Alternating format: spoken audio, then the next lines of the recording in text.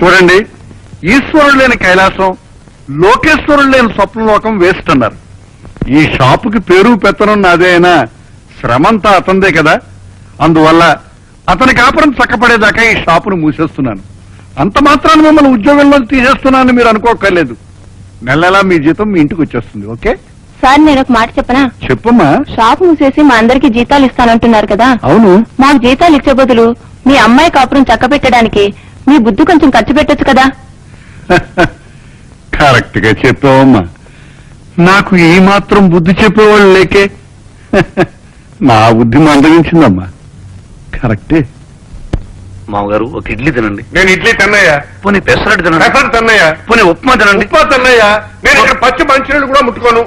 రాక వచ్చారు, టిఫిన్ తినమంటే అలా కోపం చేసుకున్నారండి మామగారు.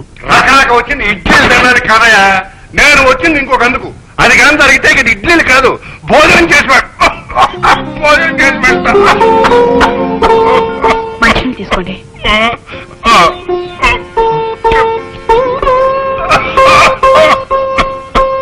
ఇప్పుడు నేనేం చేశానయ్యా? మంచినీళ్ళు తాగారు మామగారు. ఈ దగ్గర వ్రతభంగం చేస్తాం అన్నమాట. ఎలాగూ వ్రతభంగం జరిగింది కదా, ప్రొద్దుటే ఒట్టి మంచినీళ్ళు తాగితే ఒంటికి మంచిది కాదు మామగారు, కడుపులో నొప్పి వస్తుంది.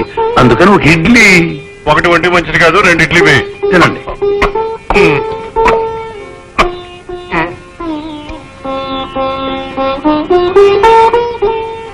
చట్నీ.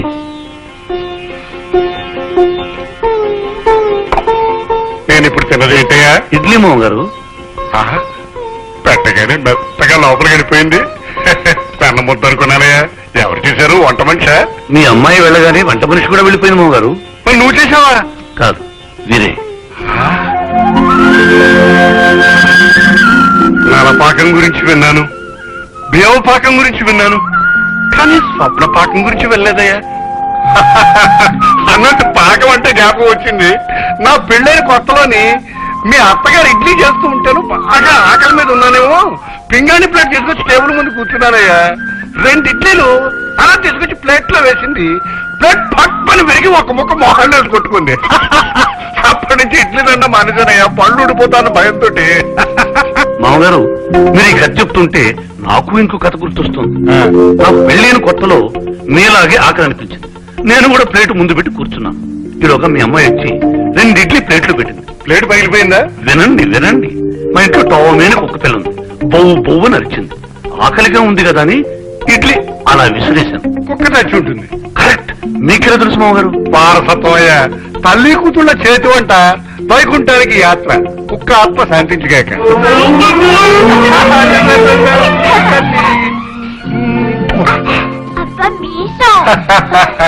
ఎంత ముద్దుగా మాట్లాడుతుందయ్యా. వాళ్ళు అమ్మలేదు కదా మామగారు. కడుపు నిండా తింటుంది, కంటి నిండా నిద్రపోతుంది, చక్కగా చదువుకుంటుంది. టిఫిన్ చేస్తావమ్మా? తినేసిందండి. స్కూల్ టైం అవుతుంది, పరీక్ష తగ్గిపోతుంది. రామా.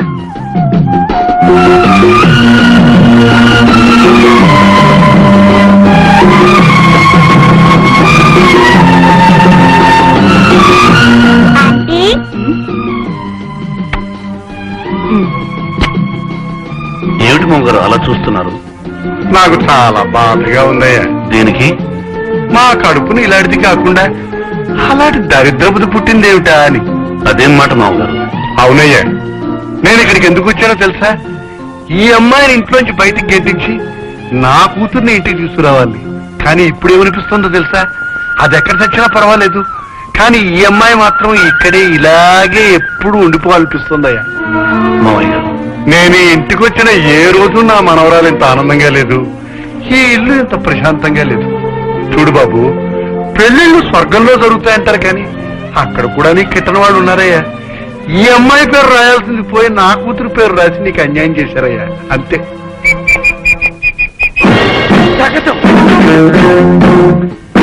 అమ్మా, సుమిత్ర, స్వాతి, అందరూ రండి. నాన్న పండగ అల్లుడు గారింటికి వెళ్ళి సంక్రాంతిలో తిరిగొచ్చాడు. నీకే పోయే కాలం వచ్చిందయ్యా, ఇలా వేషమే మార్చుకొచ్చేసావు. నార్మల్ మారింది మీరు చూస్తున్న ఈ అవతారమే కాదే. మనసును మార్చుకుని వచ్చాను, మనిషిని మారొచ్చాను. కాదు, మనిషిగా మారొచ్చాను. మా ఆయనకి పెట్టినట్టే అది మీ ఆయన కూడా ఏ మందో పెట్టినట్టుంది. పెట్టిందమ్మా, కానీ పెట్టింది మందు కాదమ్మా, వెన్నముద్ద లాంటి 12 ఇడ్లీలు పెట్టింది. పెళ్ళం చాటు మూడుగా బతకొద్దని ఇంత గడ్డి పెట్టింది. అది పెడుతూ ఉంటే మువ్వ గోపాలుల్లా తింటూ కూర్చున్నారా? మువ్వరాధల నువ్వు కూడా వస్తావని ఎదురు చూశాను. నువ్వేమిటి నేనేమిటి? ఆ గోపాలకృష్ణుడే ఆ ఇంటికి వస్తే తన్మయత్వంలో పడిపోయేవాడి. ఏమిటయ్యా ఏదో పెద్ద స్వర్గం నుంచి దిగొచ్చినట్టు మాట్లాడుతున్నావు? స్వర్గమేనే, అది నిజమైన స్వర్గం. నేను అక్కడికి వెళ్ళిన తర్వాత తెలిసింది నేను ఇంతకాలం బతుకుతున్నది నరకంలోనని. అసలు స్వర్గం గురించి నీకేం తెలిసే? మగవాడు ఇంటికి వచ్చేసరికి ఏ ఆడది నవ్వుతూ తలుపు తెరుస్తుందో ఆ ఇల్లు స్వర్గం. మగవాడు పగటిపూట పడ్డ శ్రమనంతా ఏ ఆడది నవ్వుతూ మరిపింపజేస్తుందో ఆ ఇల్లు స్వర్గం. ఇంటి ముందున్న తులసి చెట్టుని, ఇంటి వెనుకున్న పాడావుని, నట్టింట్లో ఉన్న పసిబిడ్డని ఏ ఆడది నవ్వుతూ సాకుతుందో అది స్వర్గం. ఏమిటి కన్న కూతురు బ్రతుకు నరకం చేసి నీ అల్లుడు పక్కలో పడుకుంటున్న రంకుదానిల్లు నీకు స్వర్గమా? మూయినోరు, ఆమె పడుకుంటున్నది ఈ అల్లుడు పక్కలో కాదు, పసిబిడ్డ గుండెలు. చూడు, వెళ్ళి చూడు. పెళ్లికాని ఆడది బిడ్డని కంటే అది పతితవుతుంది. పెళ్ళైన ఆడది బిడ్డని కనకపోతే అది గొడ్రాలవుతుంది. కానీ పెళ్ళై బిడ్డని కని ఆ బిడ్డని సాకని ఆడది ఏమవుతుందో నువ్వు నీ కూతురు కలిసి ఆలోచించు. చూడు, ఇంతకాలం తప్పుడు మనుషులు చెప్పిన తప్పుడు ఆలోచనలు విని నీ జీవితాన్ని తప్పులు తరగ చేసుకోండి. ఎప్పటికైనా నిజాన్ని అర్థం చేసుకుని నీ జీవితాన్ని సరి చేసుకుంటే సరే. లేకపోతే అక్కడున్న ఆంటీ అమ్మ అవుతుంది, ఈ అమ్మ ఆంటీ అవుతుంది. Mind it.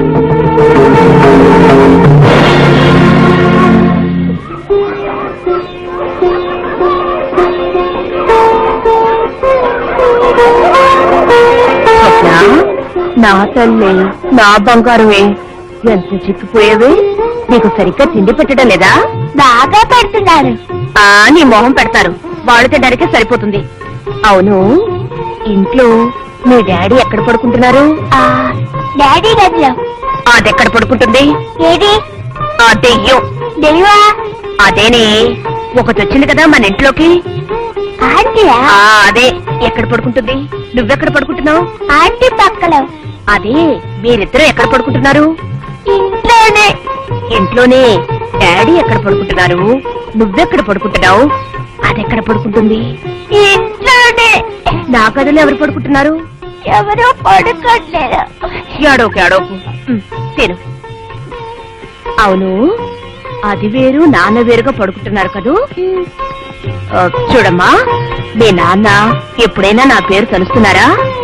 రోజు. ఏమని? ఇల్లు ప్రశాంతంగా ఉందని. ఉంటుంది. ఏమి, నీకు నేను కావాలా? కావాలి. మరి డాడీ కావాలా? కావాలి. ఓ చిన్న పని చేసి పెడతావా? ఏంటి? చేస్తానంటే చెప్తాను. ట్రై చేస్తా. డాడీ నాకు అమ్మే కావాలి, అమ్మ పక్కలోనే పడుకుంటాను, ఆంటీ వద్దు, ఇంట్లోంచి పంపించే, లేకపోతే నేను అన్నం తిన్ను అని చెప్తావా? చెప్పి చూస్తాను. ఏమని చెప్తావు చెప్పు. డాడీ నాకు మమ్మీ కావాలి, మమ్మీ పక్కలోనే పడుకుంటాను, ఆంటీ వద్దు పంపించే, లేకపోతే నేను అన్నం తినను అని మమ్మీ నీతో చెప్పమందని డాడీతో చెప్తాను. ఎంత పొగరే నీకు! నేను చెప్పాను ఒకటి.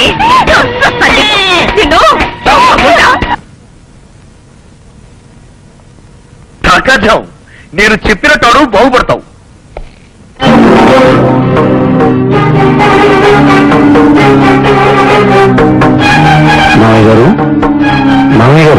మావయ్య, అల్లుడు, ఏమిటిలా వచ్చావు? మీ అమ్మాయితో ఒక్క నిమిషం మాట్లాడు. ఏమిటంటే మాట్లాడేది? నోరు ముయ్యమంటున్నాను.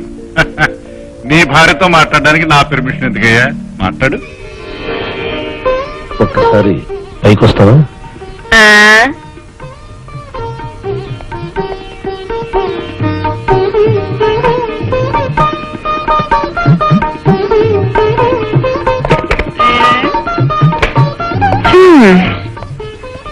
హోటల్స్ అండి తిని మొహం మొత్తినట్టుంది. ఇంటి భోజనానికి వచ్చారు.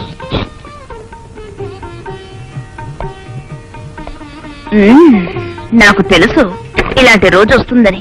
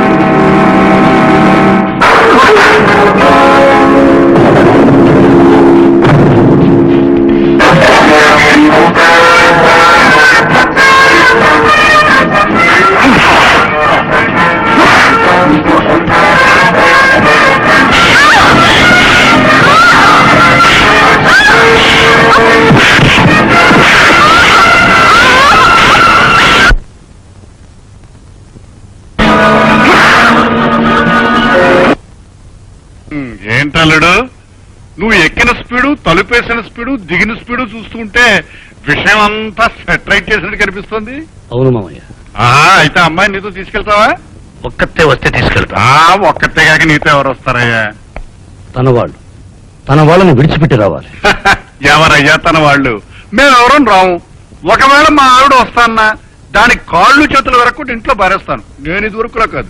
నేను మాట్లాడుతున్నది వాళ్ళ గురించి కాదు. మరి తనతో ఉంటున్న అహంకారం, పొగరు, మాట దూకుడు, ఈర్ష్య, ద్వేషం, పగ, ప్రతీకారం వీటన్నిటిని విడిచిపెట్టి ఏ రోజు నాతో వస్తుందో ఆ రోజు నేను తీసుకెళ్తాను.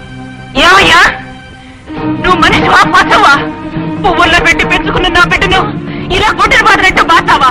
లోకంలో ఎంతో మంది సంసారాలు చేస్తున్నారు. ఏ ముగుడైనా పెళ్ళాన్ని ఇలా గుడ్డలు బాదినట్టు బాతాడా? పైగా నా ఇంటికి వచ్చి తలపేసి మరీ నా బిడ్డను కొడతావా? ఏమిటి నా చెల్లెలు కొడతావా? Action to reaction. ఇప్పుడు నీ చెల్లెలు నేనే చేస్తాను చూడు. నార్మల్ అడుగు ముందుకు వేస్తే కాళ్ళు విరిగిపోతాయి. రాస్కెల్ ఏమిటయ్యా ఇది? ఈ ఇల్లంతా నిన్ను హీనంగా చూసినా నిన్ను ప్రేమించిన వాణ్ణి, నిన్ను అభిమానించిన వాణ్ణి, నిన్ను నవ్వుతూ పలకరించిన వాణ్ణి నేనే కదయ్యా. అది తప్పు చెయ్యలేదని నేను అన్ను. కానీ మగవాడికి ఒక సంస్కారం ఉంటుందయ్యా. ఇదేనా నీ సంస్కారం? ఆడదాన్ని కొట్టడమేనా నీ సంస్కారం? అప్పుడు నీకు దానికి తేడా ఉందయ్యా. బేబీ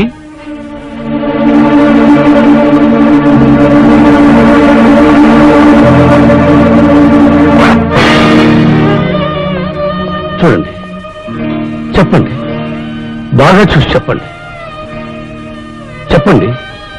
ఇది నా కూతురు, నా కన్న బిడ్డ. తల్లి ప్రేమకు నోచుకొని ఒక దిక్కులేని బిడ్డ. ఈ బిడ్డని కన్నతల్లి చావు దెబ్బలు కొడితే అది మనిషి మృగం. తప్పు చేసిన ఆమెను దండిస్తే మీకంత బాధ కలిగింది. ఏ తప్పు చేయని పసిబిడ్డ నాకు దండిస్తే నేనేం చేయాలి? చెప్పండి.